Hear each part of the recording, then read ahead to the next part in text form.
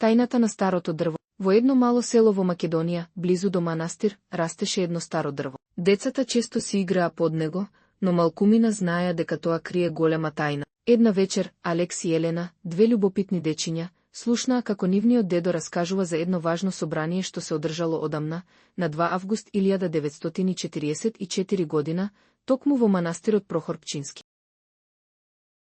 Што се случило таму, дедо? Праша Алекс. Тоа било првото заседание на АСНОМ, на кое Македонија добила своја држава. Одговори дедото гордо.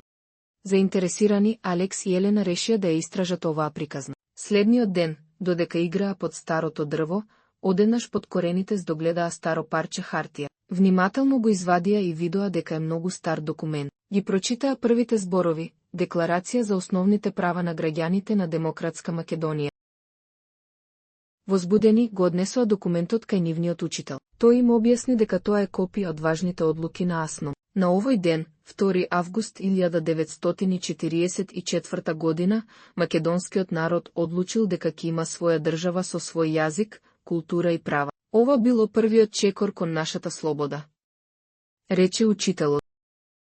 Алекс и Елена беа воодушевени. Сфатија дека нивното мало откритие е дел од големата историја. Значи, ова старо дрво знаело за АСНОМ многу порано од нас, рече Елена со насмев. Таа вечер, кога се вратија дома, на нивните родители им раскажаа што научиле. Разбраа дека АСНОМ е темелот на денешна Македонија и дека треба да го чуваме неговото значење за секогаш. Историјата ни помага да разбереме кои сме и зошто е важно да ја почитуваме слободата и независноста што имаме денес.